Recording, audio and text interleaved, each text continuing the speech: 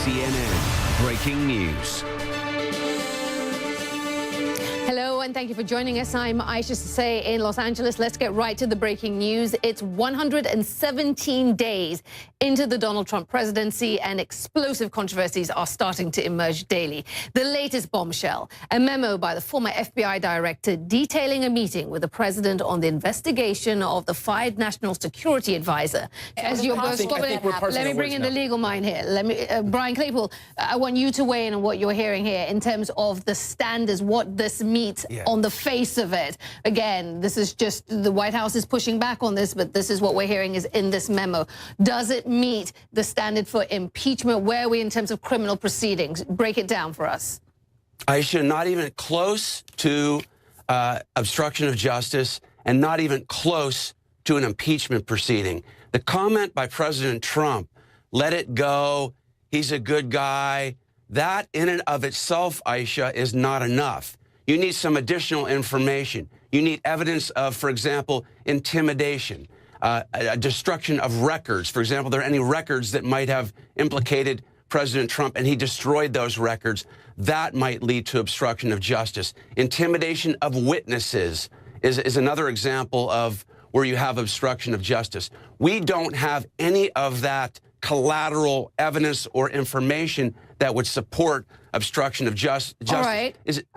I hear what you're saying, and I don't want to cut you off, but I do want you to listen to CNN senior legal analyst Jeffrey Toobin. I want you to listen to what he had to say before you continue, because he has a different take on this issue of obstruction of justice. Take a listen. 3 words: obstruction of justice. Telling the FBI director to close down an investigation of your senior campaign advisor for his activities during your campaign for president, if that's true, that is obstruction of justice. Why do you think Director Comey wrote a memo to the file about it? Because he was so appalled that a president of the United States would behave in this way. Brian, why is Jeffrey wrong? I'll tell you why he's wrong. Because if James Comey really thought that this was obstruction of justice, the moment that President Trump told him that and said, let it go, he's a good guy, then why didn't James Comey immediately then go to the Department of Justice and report that? His credibility is diminished by virtue of having waited to have it come forward at this point. So that's why I think Jeff Toobin is wrong. All right, let me bring in Steve Moore. He's our former FBI guy here. You hear what Brian says, that Comey's credibility is damaged by the fact he did not go to the DOJ, and it undercuts the significance or the impact of this memo. You say what? I think that's an indication of not understanding how the FBI works, and I disagree with Brian and Austin in this. I've heard this all day, that Comey didn't say anything. Well, the FBI is not like the police. I mean, when Donald Trump said something that Comey obviously felt was criminal in nature or potentially criminal in nature, he doesn't pull out a gun and say you're under arrest. The FBI looks at things, they calculate things. He went back to the office, he got his lawyers around, and he said, what are we going to do? Do I call the Justice Department? You mean the one that works for the guy who you're about to say committed a crime that might result in impeachment? No, you sit there, and the FBI does this as a matter of policy and course. You make your case, then you go public. And so if people saying that he's not going to not going to notify a person who reports directly to the suspect, it makes no sense that he would even do that. So that to me is not even a persuasive argument. So I'm not saying that I think that that Trump committed a crime, but I'm saying that the fact that Comey didn't immediately report it to somebody who worked for Trump means nothing. Okay, Brian, I've got to give you a chance to respond to that, because to that, let me also add the fact that we are hearing that James Comey did tell a number of people about the conversation. So he may not have gone to the DOJ, but he didn't exactly keep it to himself. Give your legal response. Aisha, a human response to a comment is very revealing. And I can tell you that if James Comey truly believed that that comment by President Trump to let it go, Flynn is a good guy. If Comey really, truly believed on a visceral level that that comment was meant to interfere with the investigation, to stop Comey from getting potential evidence in the Russian investigation, then I guarantee you that Comey's been out there in the public before. He would have reported this to Congress and the Department of Justice, and something would have been done at that point. That's my view, and I stand by that. Okay, Austin, to come back to you here. Brian, to come back to you, as we try and, get a grasp, at least certainly us lay people who aren't legal minds, try and get a grasp of the standards here as we talk about obstruction of justice, and certain voices start, talking about the possibility of impeachment, or at least entering that territory. I want you to listen to John Dean, who's a former White House counsel to President Nixon. Listen to what he had to say about this development. There is an obstruction here. Without getting deep into the weeds of technical legal issues, not always is it an obstruction to just interfere with an FBI investigation or to impede it even. It has to be connected with a judicial proceeding, and we don't have all those facts at this point. But there's no question it could be impeachable. Indeed, Nixon was impeached for just such an act. Brian, are the parallels with Nixon correct here?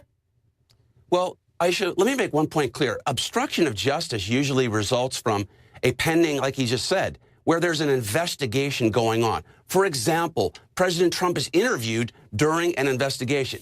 The context here is completely off. He's having a discussion with James Comey. That's it. And he makes a comment off the cuff because President Trump is used to being in the boardroom, not in the White House. So he makes that comment. It just doesn't rise to the level of obstruction of justice. Impeachment, I agree with your other guest. You don't have to use the criminal standard for that. But even with this comment, I just still don't think it reaches the level of impeachment. Hello, everyone. More on our breaking news. Sources say fired FBI Director James Comey wrote in a memo that President Donald Trump asked him to end the investigation into former National Security Advisor Michael Flynn. We're told the president made that request in person a day after Flynn was forced to resign for lying about his conversations with Russia's ambassador to the U.S. The White House is denying that story, first reported by the New York Times and since corroborated, confirmed by our own Jake Tapper. He's been speaking to his sources and our Pamela Brown. Let's get back to our panel. They're still with us. Senior law enforcement contributor Steve Moore, civil rights attorney Brian Claypool, Democratic strategist Caroline Hellman, and Republican strategist Austin James. Thank you for staying with us. Brian, to you, this memo and all other notes Comey wrote after his conversations with the president will be absolutely critical to getting to the bottom of all of this. We already know that the House Oversight Chairman Jason Chaffetz has already written to the deputy FBI boss. Let me read you some of that letter. It says, if true, these memoranda raise questions as to whether the president attempted to influence or impede the FBI's investigation as it relates to Lieutenant General Flynn, so the committee can consider that question and others provide no later than May 24, 2017, all memoranda, notes, summaries, and recordings referring or relating to any communications between Comey and the president. Brian, talk to me about the powers of the House Oversight Committee as they move forward here. Well, I think the House Oversight Committee is going to be very important because, as I commented on earlier, you can't just take a snapshot of this colloquy between Comey and President Trump and draw a conclusion that this is either obstruction of justice or an impeachable offense. In other words, you need to look at all the chapters involved here between the communications of Comey and President Trump. And that's where the Oversight Committee comes in. They want to see all memoranda documenting even prior conversations. Were there any other discussions between Comey and Trump? Because I think that's going to be pivotal in this investigation. If you have more comments by President Trump, then that might rise to the level of trying to impede the investigation. For example, if there's a memorandum where Comey says, well, President Trump said that if I don't end this investigation, there might be some repercussions. That is a perfect example, Aisha, of something that I think rises to the level of obstruction of justice. Okay, so let me ask you this. As you say that, you're saying if there's another written document that could lead you to take the steps of saying obstruction of justice. But what about the thinking that the dismissal of Comey plays into that, the fact that he did lose his job, that does play into obstruction of justice.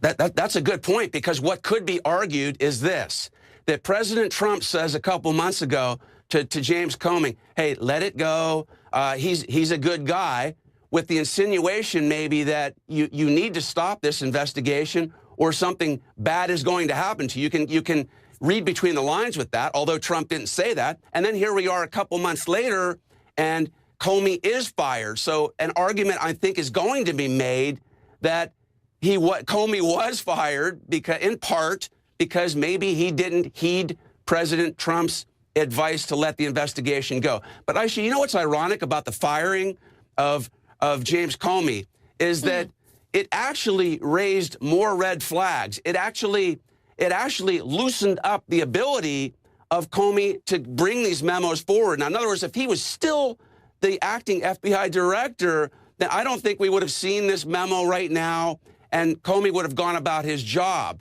But this firing created such suspicion that it opened up this floodgate now that might lead to additional evidence that might implicate President Trump. And Steve, more to bring you in, Jason Chaffetz also tweeted this. GOP oversight, referring to his committee, is going to get the Comey memo if it exists. I need to see it sooner rather than later. I have my subpoena pen ready. Do you expect to see subpoenas flying all over the place in the days ahead? I hope they're not needed. I think the FBI is going to be pretty responsive to that letter. And as far as what Brian was saying, I agree 100%. If the president says, hey, I hope you kind of, help this guy out, let it go, and 2 years later, Comey's still the director of the FBI, I don't think we have intent. But Comey's gone. And I don't know if Comey even thought it was obstruction until he was gone. That may have changed things right then and there. That may have been the thing that changed it in his mind and in the minds of the agents.